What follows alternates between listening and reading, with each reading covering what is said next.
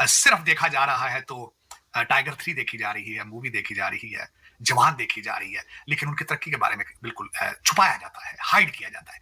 हिंदुओं से इतनी नफरत है तो उनकी मूवीज क्यों देखते हैं आप? क्या वजह है? आप अपनी पसंद की चीजें उनमें से पिक करके उनको फॉलो करते हैं, लेकिन जब करनी हो तो उनके मजहब को सामने रख के नफरत का निशाना बना देते हैं आप।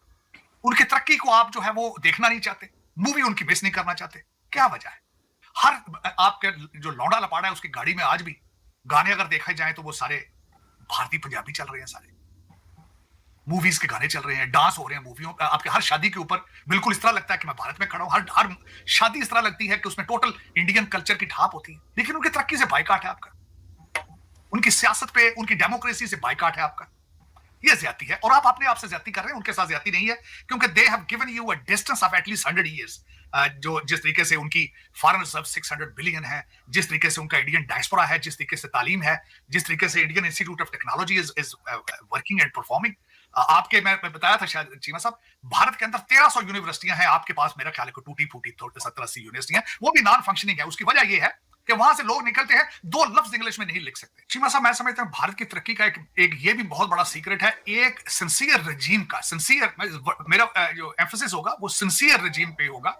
एक सिंसियर रजीम जो है वो अपनी पॉलिसीज अगर बनाती है तो उसको इंप्लीमेंट करने के लिए मेरे ख्याल में 4 साल या 5 साल is not a sufficient period. एक फिलॉसफी, एक आइडियोलॉजी, उसको इन्फोर्स करने के लिए एक लंबा पीरियड दरकार होता है। और यही मैं समझता हूं कि भारत की एक तरक्की का सीक्रेट भी यही है कि मोदी साहब जैसा उनको एक लीडर जो नेशनलिस्ट है, उन्होंने उनको लीड किया और आगे भी मजीद लीड कर रहे हैं। इकॉनमी 5वें नंबर पर है उनकी। मुझे अभी तक उनके अल्फाज याद है कि मैं गारंटी करता हूं कि वो will touch the number 3। It is not by coincidence, it's not by coincidence. इसमें मोदी साहब की एक वेरी सक्सेसफुल कैंपेन, उनके कामयाब इंटरनेशनल दौरे, उनकी इकॉनमी, ग्लोबल साउथ को लीड करना, चंद्रयान, उसके बाद आदित्य 1, और उसके बाद तेजास पे जो आखिरी उन्होंने कैंपेन की है, तेजास में जाके। और मैं समझता हूं कि Bharat is rising as a regional state. बल्कि अब तो मैंने जिस तरह बताया, रीजनल से आगे निकलकर, जब पिछली दफा टोनी बिल्कन भारत गए थे तो डॉक्टर जयशंकर ने उस प्रेस कॉन्फ्रेंस में कहा था, जो कि लगता अजीब सा था उस वक्त, उन्होंने उसमें कहा था कि America is not the only super power any more. So basically Bharat जो है वो रीजनल पावर से निकलकर आगे trying to make their space among the top 5, जो जिनको कहा जाता है कि 5 बड़ी पावर्स। लेकिन अफसोस के साथ है कि बॉर्डर के इस पार न्यू दिल्ली से 100 किलोमीटर के ऊपर किसी को कोई पता नहीं है कि रीजन में क्या हो रहा है।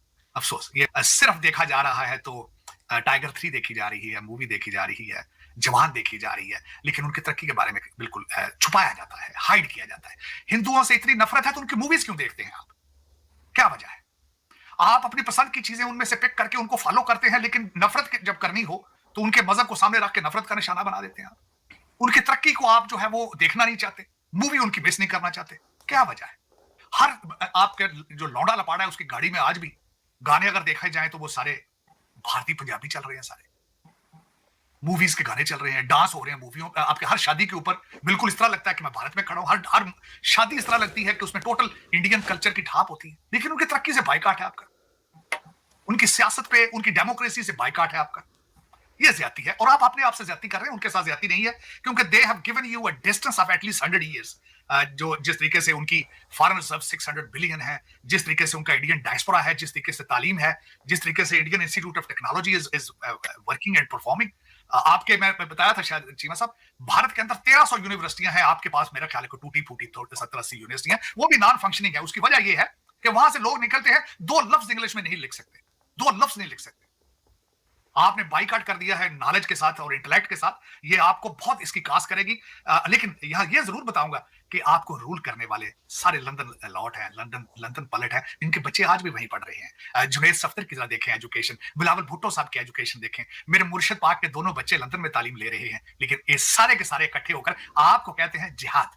जिहाद करें आप जाके गोलियां खाएं सीनों पर और जेलें भरें इनके लिए जिनके बच्चे लंदन बैठे हैं। लेकिन जब तक आप इकॉनमी आप नहीं आपके ग्रिप में होगी, अगर आपके 600 बिलियन फॉरेन रिजर्व नहीं होंगे, तो आपकी आइडेंटिटी को किस तरह रिकॉग्नाइज किया जाएगा, आपकी सुप्रीमेसी को किस तरह एक्सेप्ट किया जाएगा? अगर आप चंद्रयान जो नाम बनाते हैं, अगर आप आदित्य ना बनाएं, अगर आप टेस्ला को वहां पे असेंबल ना करें, अगर आप एप्पल ना बनाएं, आप अगर वहां पे दुनिया की फार्मेसी बिल्ड ना करें, तो तशख्खुस किस तरह होगा? और मैं इसमें बिल्कुल एग्री करूंगा कि भारत का रोल सिविलाइजेशन के लिहाज से अगर देखा जाए, हमने तो खैर नाराजगी में आके उनको पढ़ना छोड़ दिया ना, अपनी हिस्ट्री, अपने हेरिटेज को डिनाई कर दिया है। अगर आप चाणक्य के बारे में पढ़ें, आप उनकी सिविलाइजेशन के बारे में पढ़ें, आप टेक्सला यूनिवर्सिटी के बारे में पढ़ें, आप इंडस सिविलाइजेशन के बारे में पढ़ें, तो आप हैरान हो जाएंगे कि दुनिया की oldest strong and civilised nation थी। और मेरे ख्याल में ये टाइटल, और उसके बाद तो खैर ये हुआ कि पहले आके ग्रीक आए, अलेक्जेंडर आए, और उसके बाद फिर इन्वेडर्स ने लाइन लगा दी है, चाहे वो पठान आए हैं, चाहे टर्कश आए हैं, चाहे ब्रिटिश आए हैं। मेरे ख्याल में ये एक हिस्ट्री इज रिपीटिंग। और मैं समझता हूं कि दिस, ये ना सिर्फ, बल्कि मैं तो इस लेवल तक जाता हूं कि they are taking the revenge of the colonialism of regardless British और colonialism of Mughals and destruction by all of these invaders. मैं समझता हूं this is the best revenge. मैंने जिस तरह आपको पहले एक दफा कहा था, इससे बड़ा रिवेंज क्या होगा कि चंद्रयान कोई ऊपर भेजने वाले चांद के ऊपर, उनका नाम ही सोमनाथ है। तो मैं समझता हूं कि ये एक लेकिन इसके पीछे मैं बार बार जो कहूंगा, मैं जब चाणक्य सिविलाइजेशन, चाणक्य, जब मैं अर्थशास्त्र भी पढ़ता हूं, तो उसमें भी सबसे बड़ा सीक्रेट यही है, नॉलेज। नॉलेज। जब आर्यन यहाँ पे आए थे शिफ्ट होकर, तो विद्या की किताबें उनके साथ थी। इमेजिन करें आप, 150 AD 200, they had books with them, they had knowledge of it. और सबसे बड़ी बात यह, मैं उसमें जब हिस्ट्री पढ़ रहा था चाणक्य की, तो Alexander invited the leaders, 2000 leader थे, 2000 टीचर थे टेक्सला यूनिवर्सिटी के अंदर, 2000। और Alexander was fascinated by their knowledge and there wisdom, और उसने इनवाइट किया था इन लोग उनके टीचर्स को। और उसने अपनी जब एपेटाइट बताई थी कि I want to learn your knowledge, तो किसी टीचर ने कहा था कि यू हैव टू, पहले अपने कपड़े उतारो, जो तुमने एक शहनशाही कपड़े जो सिल्क पहना है, हमारे जैसे कपड़े पहन कर आओ, ताकि हम तुम्हें बता सकें व्हाट इज नॉलेज। और उसने इस डिस्कशन पे गुस्सा करके उन लोगों को कहा था कि इनको जिंदा जला दिया जाए, और उसमें Chanakya somehow ran away from there. लेकिन मैं ये कहना चाहता हूं कि अलेक्जेंडर, जिसके बहुत बड़े बड़े टीचर थे, he was fascinated by the Tesla and the Chanakya and knowledge and everything सारा। तो उसमें अगर देखा जाए, उसको रिक्लेम करना चाहिए, उसको उस पे प्राइड होनी चाहिए हमारी। और मैं समझता हूं अगर ये हो रहा है तो इस रीजन के लिए बहुत अच्छा है, मुझे फख्र है, इस चीज पे होना चाहिए। रिगार्डलेस, ये नफरतों से आपको आगे निकलना होगा चीमा साहब। मैं हमेशा देखिए, नॉलेज का कोई मजहब नहीं होता, साइंस का कोई मजहब नहीं होता। मैं, आप नाराज है दुनिया से तो आपकी गलती है। कंप्यूटर का क्या मजहब है? मजहब है कंप्यूटर का? लेकिन आपने बना दिया, ये ज्यादती है। आप चाणक्य को जिस नजर से देखते हैं, आपने उसको रिलीजियस टच दे दिया है। मैं उसको साइंस का टच देता हूं, मैं उसको विजडम और नॉलेज का टच देता हूं चाणक्य को। लेकिन ये कि इसमें आपको, आप जब कहते हैं ना, सोच बदलो पाकिस्तान बदलो, जिस तरह उधर तो नारा लग रहा है कि सोच बदलो भारत बदलो, ये आपको भी इस नारे पे काम करना होगा, इसके बगैर गुजारा नहीं है। चीमा साहब, आपको इन चीजों से आगे बढ़ना होगा। मैंने जिस तरह पहले आपको, आप दुनिया से नाराज है, क्यों नाराज है आप सारी दुनिया से बाइकाट कर दिया आपने, क्यों किया है आपने? हालांकि आपको, बच्चों को, आपको सारे बताने वाले सारे लंदन वासी हैं, ये भी नहीं आप सोचते। एटलीस्ट यही सोचें आप कि जो रूलिंग आपकी एलीट है, उनके तो दौरे खत्म हुए कभी लंदन के। इस वक्त हमारे काकड़ साहब हैं, जिनका कोई पोर्टफोलियो नहीं है, उनको जानता भी कोई नहीं है, लेकिन है कि उनके दौरे रोक रहे हैं। हालांकि उनका सिर्फ एक असाइनमेंट थी कि इलेक्शन कराया जाए, केयरटेकर गवर्नमेंट। बल्कि हमारे काजी फायज ईसा साहब ने वो भी कंट्रोवर्शियल कर दिया था, ये कह के कि इलेक्शन कमीशन के होते हुए इस गवर्नमेंट का जवाब ही कोई नहीं। और वो बंदा दौरों से, जहाज से नीचे उतर ही नहीं रहा। वो ये आपका, this is what it is. और वाहिद, मेरी मादरे मिल्लत एक वाहिद मुल्क मैं समझता हूं, होंगे कई अफ्रीकन कंट्रीज भी होंगे, इसमें कोई शक नहीं है, जो 76 साल से खराब पे चल रहा है, 76 साल से, और नो रिलीफ इन साइट। और चलाने वाले सारे जो है वो ऑक्सफोर्ड और हार्वर्ड ग्रेजुएट है। इससे बड़ी सितम जरीफी क्या होगी कि मैं अगर किसी को मिसाल दूं आज कि यार किसी आप पाकिस्तानी लीडर को बताओ कि सिंगापुर को किस तरह बनाया था प्राइम मिनिस्टर ली ने, तो वो तो उसकी 18 किताबें उन्होंने पढ़ी होंगी ऑक्सफोर्ड में। लेकिन वो कहते हैं शर्म हमको मगर नहीं आती। फिर उसका हल तो कोई नहीं, उसका हल क्या है? डॉक्टर साहब, मैं एक सवाल आपसे करना चाहता हूँ। आपने कहा कि आपने दुनिया का बायकॉट किया हुआ है। मैं इस बात को, मुझे समझ आ रही है। आज पाकिस्तान में जो बड़ी खबर है ना, वो ये है कि वो प्रोडक्ट्स जो इजराइल बनाता है उनका बायकॉट करें। ठीक है, हम गजा पे ज्यादा फोकस कर रहे हैं, अपने खित्ते को हम ना एम्ब्रेस करते हैं, ना ओन करते हैं, ना अपने कल्चरल हेरिटेज, ना वैल्यूज इस खित्ते की ओन करते हैं। शर्मिंदगी है क्या है? नहीं चीमा साहब, मैं बताना चाहूंगा कि मेरे मौलवी जो हैं, ये जो सारे अनएजुकेटेड मौलवी हैं, कोका कोला निकाल निकाल के तोड़ रहे हैं बाहर। ठीक है चीमा साहब, इनको कहें फेसबुक का भी बाइकाट करें। फिर वो Zuckerberg is a Jewish fellow. और कोका कोला फाउंडेशन, आपको जो आप रिसेंट, आपको एक नया तोहफा मिल रहा है लंदन प्रॉपर्टी के लिए, 77.8 मिलियन का रीच आज पाकिस्तान, उसमें से $5 मिलियन कोका कोला फाउंडेशन दे रहा है यूएसएड के हवाले से। उसका भी बाइकाट करें फिर।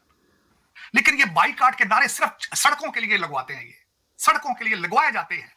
आप पिछले मेरे ख्याल में 30-35 साल से अमेरिकन टुकड़ों में पल रहे हैं जब से रशिया अफगानिस्तान आया था। लेकिन मेरे मुर्शद ने 55 जलसे किए हैं एंटी अमेरिकन सेंटिमेंट के ऊपर, 55 जलसे। बाइकआउट करो अमेरिका का यार, एम्बेसी बंद कराओ, ठीक है, तुम्हें नहीं सूट करता बंद करो यार। लेकिन ये कि नहीं, पैसे लेने के लिए हम ठीक है आपके साथ हैं, लेकिन आप वैसे हम नारों के लिए आपके खिलाफ हैं। और दूसरा चीमा साहब, मैं आपसे पूछा, आप किससे राजी हैं यार? आपने सी पैक बनवा के चाइना के साथ भी नाराज हैं आज आप।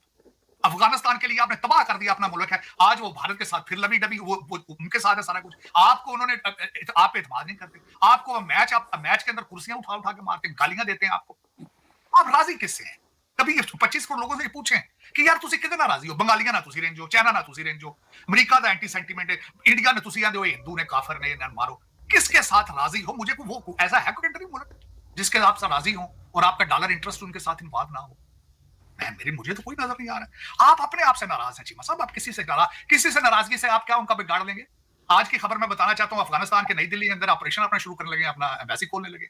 और मैं जब खबर पढ़ रहा था वहां उनकी, तो वो पहले ही मुंबई और हैदराबाद में उनके कौंसल जनरल काम कर रहे हैं पहले। और इंडिया सबसे पहले, ये ब्लूमबर्ग की खबर है, ब्लूमबर्ग ने कहा है कि India is getting closer to Afghanistan to protect their investment. और दूसरी सबसे बड़ी वजह उन्होंने बताई है कि रशिया और चाइना उनके करीब होता जा रहा है और उसमें India doesn't want to left out. आप कहां खड़े हैं? आपने कौन सी एफर्ट कर रहे हैं अफगानिस्तान के साथ रिलेशन या डायलॉग या कुछ भी करने के लिए? टीटीपी मार दी पे जुतियां तुसी वो लंबे पे। आज भी चलास के अंदर क्या वाकया हुआ है? बस के ऊपर 8 बंदे मारे गए और वो चलास कहां है? सी पैक के ऊपर है।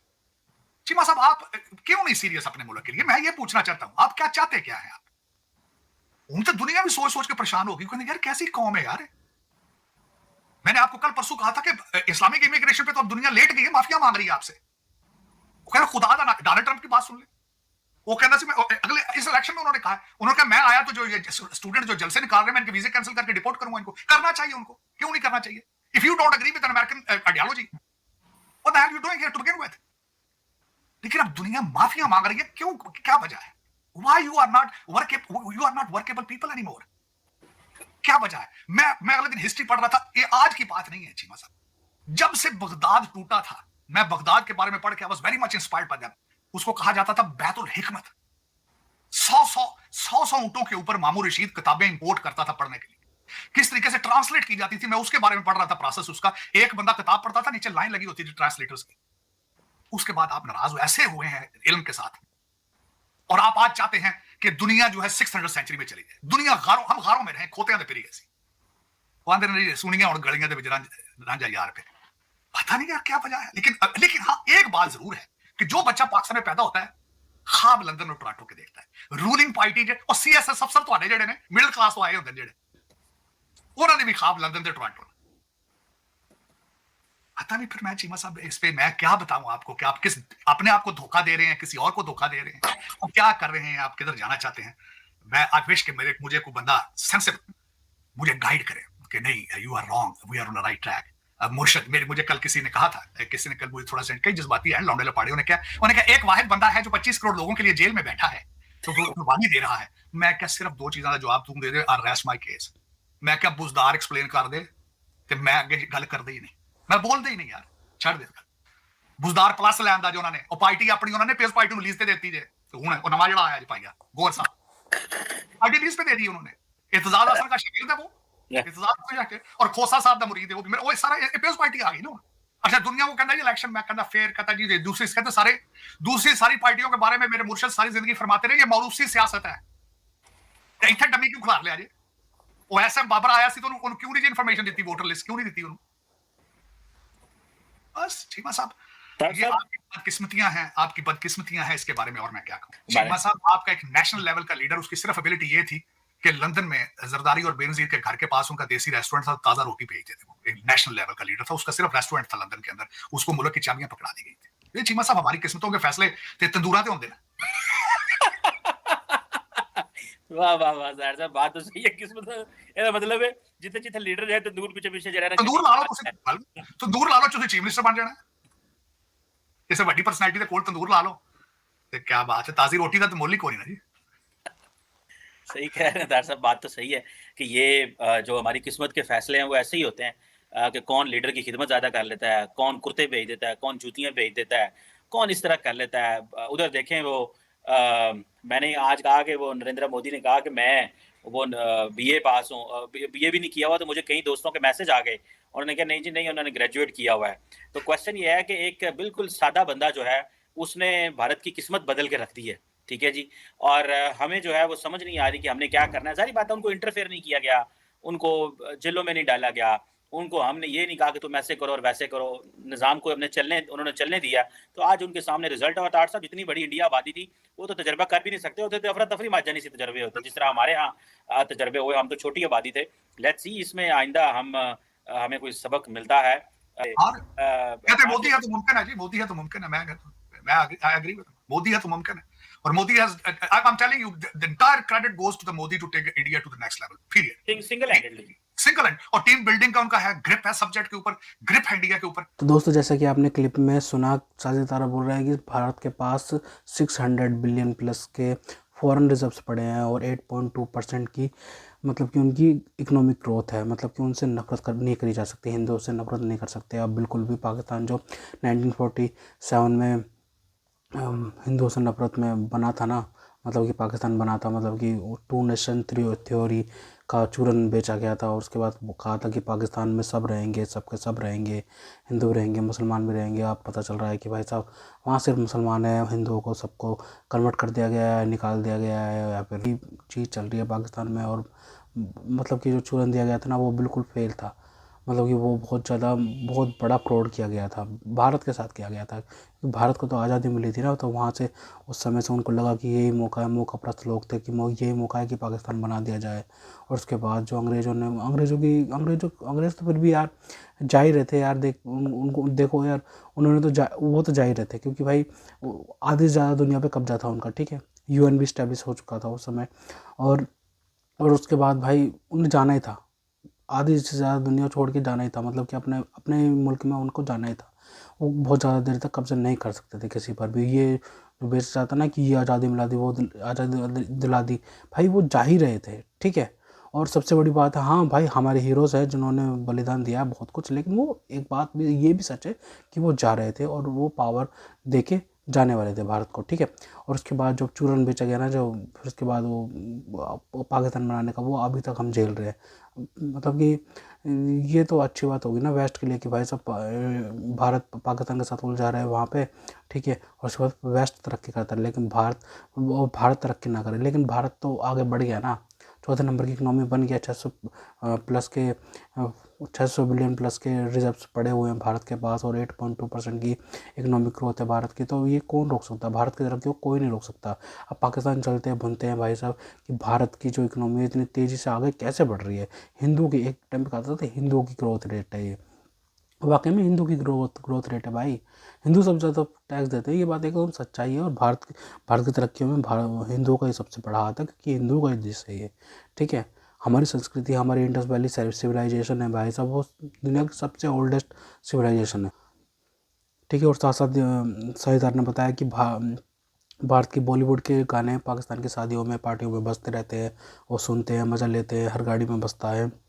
लेकिन हिंदुओं से नफरत करते हैं, उनके, हमारे हिंदुओं की ग्रोथ रेट नहीं देखी जाती है, मतलब कि हिंदुओं की इकोनॉमी देखी नहीं जाती है, ठीक है।